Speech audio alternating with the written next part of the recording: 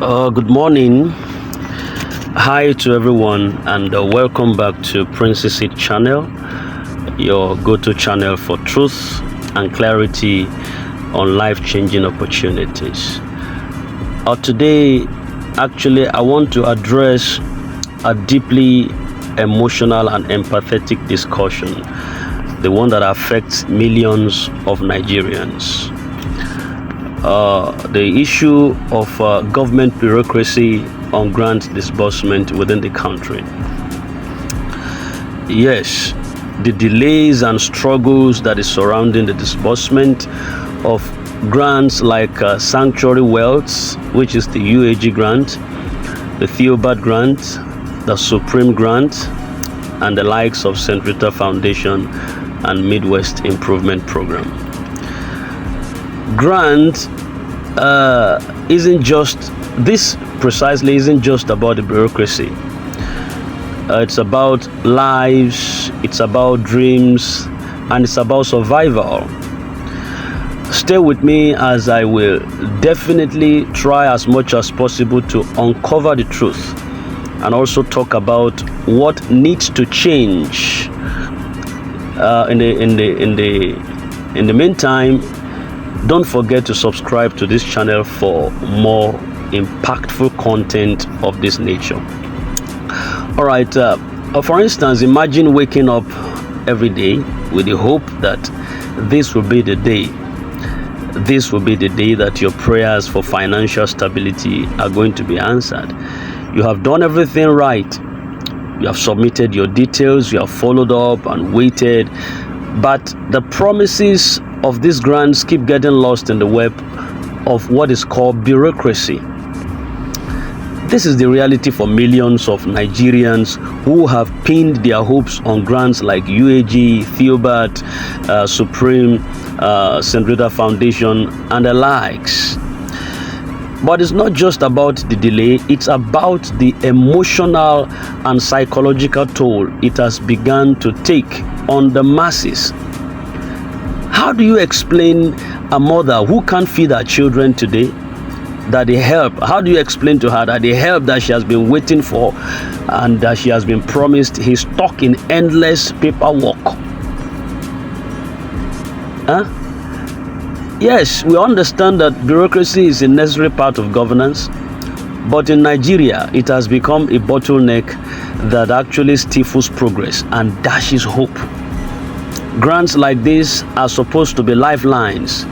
They are supposed to be designed to uplift the masses and provide financial relief. Yet, we see constant delays, unclear processes, and a lack of transparency in all of the organs. Why is this happening?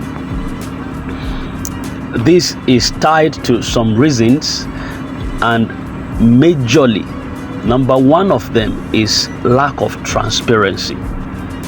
Yes, the processes of grant disbursement in this country, they are shrouded in secrecy and they leave beneficiaries in the dark.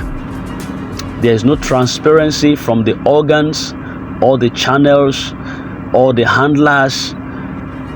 They are all shrouded in secret courts and secret paths, and beneficiaries finally become the end victims of all these fiascos. Another thing I see into that is this political interference.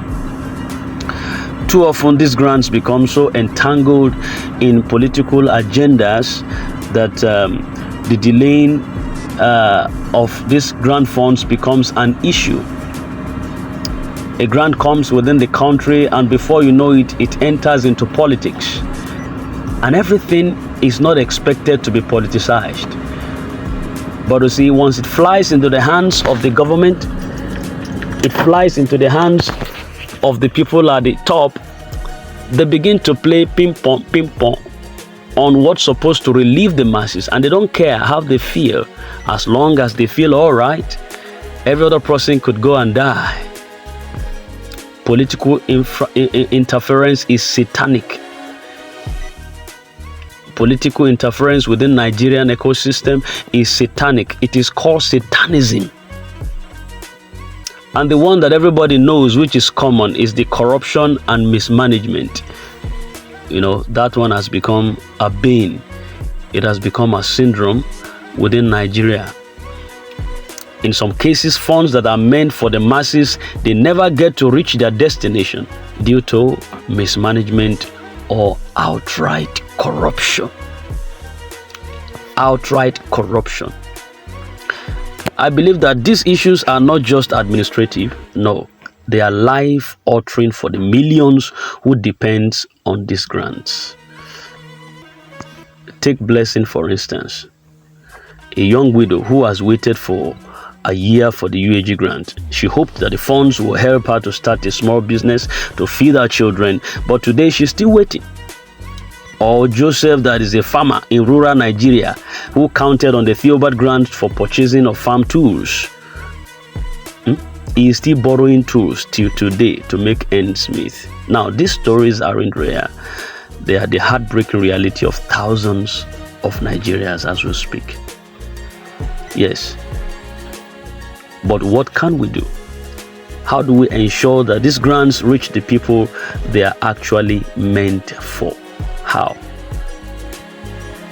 Then we talk about accountability and transparency. The government and grant administrators, they have to provide clear updates and timelines for disbursement. It is sacrosanct. It is sacrosanct. And when we talk about this, it actually involves them publishing the financial records and ensuring that beneficiaries are informed at every step. Every step that they take, they have to publish it. They have to ensure that beneficiaries, if they are in the interest of masses, actually, they have to ensure that beneficiaries are carried along. Then this bureaucracy, yes, it's part of government. It's what they do. But they have to simplify this bureaucratic process. It has to be simplified. Enough of all this scam. It has to be simplified. They have to streamline the steps required to disburse these funds to the masses. They must cut unnecessary red tapes. It has to be. If truly they are for the interest of the masses, simplification should not be thrown out of the window. It should be, bureaucratic processes should be simplified. It should be simplistic enough. Red tapes, unnecessary paperwork should be cut off. Then there should also be independent monitoring bodies. There should be an establishment of independent monitoring bodies to oversee grant programs within the country. And their functions are to ensure that funds are properly allocated and channeled, and they are disbursed to the grassroots. The people that really need the funds are the ones that are the victims now. I also want to impute community leaders. They needed to be empowered. Community leaders needed to be empowered. These are people that work with the grassroots. They are the local leaders. Unless they are also bought, unless they have also, or they are going to be bought. But these are the people that work with the grassroots. If they are empowered efficiently and fairly, then funds coming from the government down to the leaders, then down to the grassroots, would definitely reach its destination. It will. We must remember that these grants are not charity. No, they are a commitment to uplift and empower the people. They are promises that are made, and promises made must be kept. Yes. All right, to everyone who has been waiting, I want to remind you that your resilience and patience are admirable. You deserve better. And it is time that we collectively demand accountability. To those in charge, remember the faces behind these delays. The children, the parents, the students, the entrepreneurs waiting for a chance to thrive, Let us not allow bureaucracy to steal hope, because it's happening. It's happening within the system, but we shouldn't allow it. Thank you for listening to this voice note. And let's continue these conversations in the comment section. Share your stories, your frustrations, and your ideas. Together, we can push for the change that we desperately need.